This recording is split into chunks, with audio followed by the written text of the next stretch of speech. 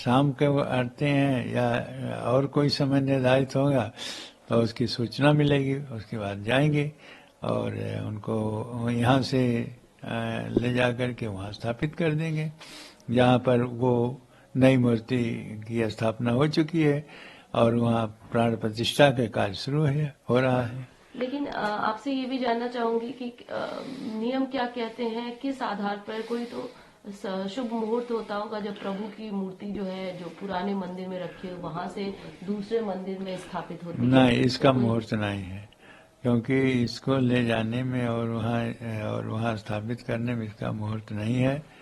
ये तो एक प्रकार से व्यवहारिक है कि हाँ यहाँ से वहाँ चले गए, और इसमें न कि कोई नया काम होता है तब वह मुहूर्त देखा जाता है।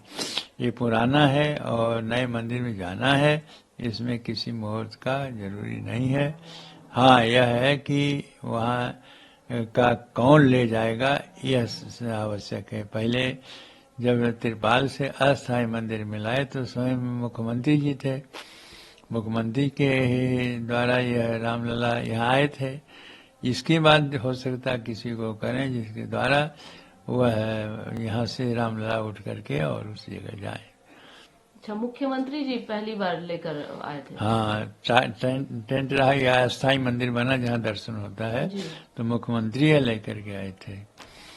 और इस बार भी जब उनके शाम तक की पता चला कि अभी हैं तो ये हो सकता है कि कल वो उन्हीं के हाथों से जाए, लेकिन ऐसा कुछ नहीं हुआ। या रुकने वाले हों और चले गए हों, इस रोक दिया गया हो, इसलिए इसमें कुछ समय नहीं मिलता कि क्यों रोक दिया गया। अब देखिए किसके द्वारा यहाँ से, किसके हाथों से रामलला यहाँ से उठ करके वहाँ जाते हैं। या तो आज ही पता चल जाएगा शाम तक, नहीं तो कल सुबह होगा। आप मुख्य पुजारी हैं और आपने कहा था कि शायद आपको भी बुलाया गया था सुबह 7 बजे सूचना। तो क्या सूचना आई आपके पास कोई? नहीं, हमारे पास सूचना आई थी ना, तो फिर पूछा गया तो फिर सूचना आई कि नहीं होगा कल। तो हमें जो सूचना मिली थी कि सवेरे 7 बजे निकलेंगे, लेकिन आया कि नहीं आज नहीं जाएंगे, तो वही इतना है, रुक गया। तो जब प्रभु की मूर्ति वहाँ जाएगी, स्थापित होगी, तब तो आप वहाँ मौजूद रहेंगे?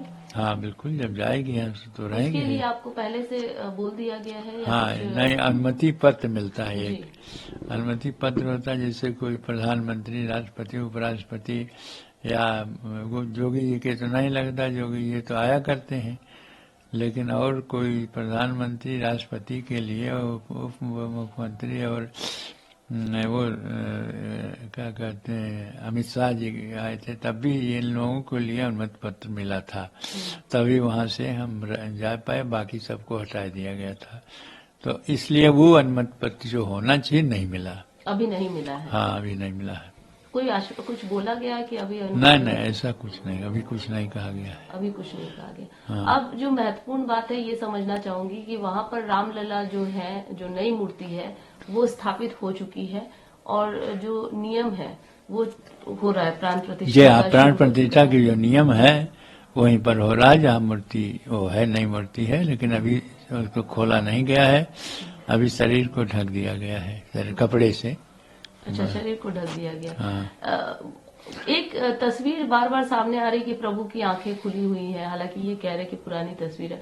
जब तक प्राण प्रतिष्ठा नहीं होती पूरी प्रक्रिया, तब तक क्या आंख खोला जा सकता है? नहीं, नेत्र नहीं, सब झूठा है एकदम। नेत्र जब मूर्ति तैयार हो जाती है, जिस मूर्ति का निर्णय हो जाता है कि इसी मूर्ति को वहाँ ले जाना है, तो उसके नेत्र तुरंत बंद कर दिए जाते हैं और उसको स्थापित कर दिया जाता है।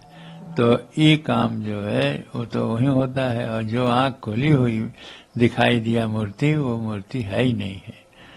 ऐसा स्वरूप मिल ही नहीं सकता। यदि मिल गया है तो उसकी जांच होगी, या फिर ऐसे किसने खोल दिया, कैसे ही मूर्ति वायरल हो गई।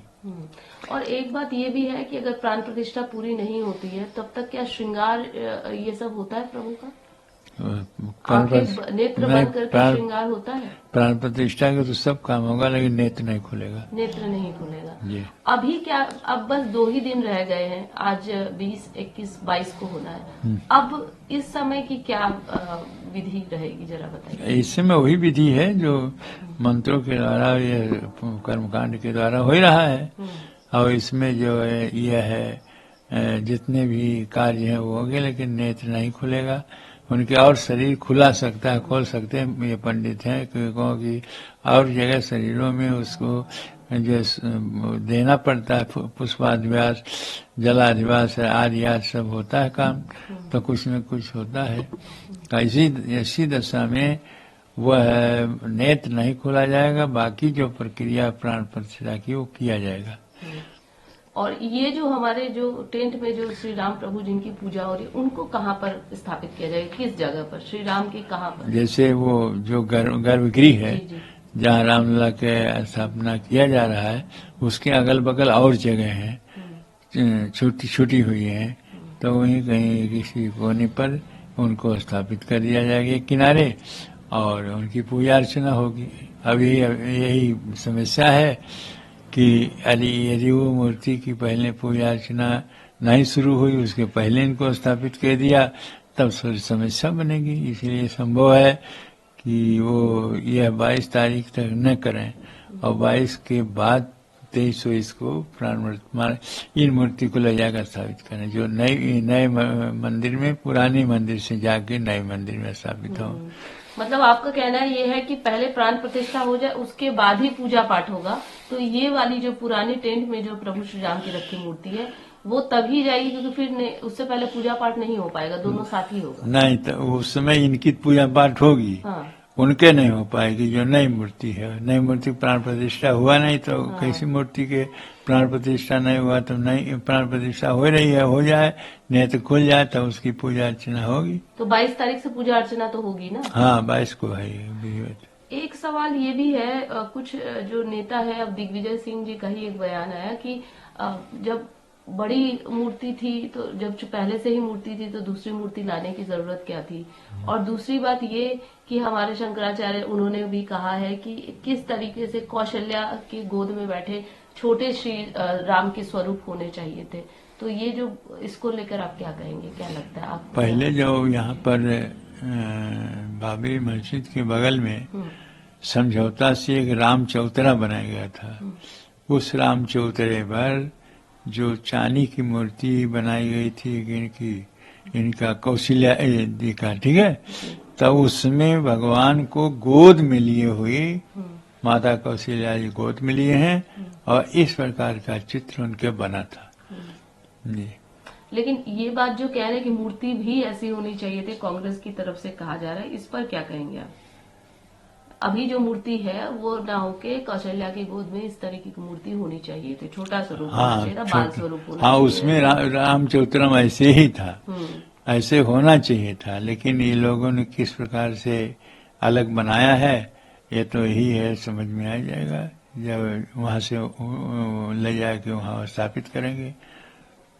अच्छा, ये वाली पुरानी जी, जो प्रभु की वो है। तो लेकिन अभी भी तो बाल रूप में ही बनाया गया है ना प्रभु की मूर्ति?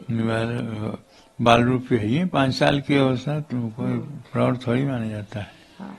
एक और सवाल, ये जो प्रक्रिया है, प्रधानमंत्री जी लगातार उपवास रखे हुए हैं और जो सब कर रहे हैं लगातार 10 दिनों तक, वो क्या पूरे तरीके से वो प्रक्रिया होती है, जरा बताइए। हाँ, उसमें ये है कि जो व्यक्ति अनुष्ठान में रहता है उसको प्रायश्चित करना पड़ता है, और उसको नियम है कि वो जमीन पर सोएगा, असत्य नहीं बोलेगा, उसके पहले उसका प्रायश्चित हो जाएगा, फिर प्रतिदिन नहीं प्रायश्चित होगा, एक दिन होता है।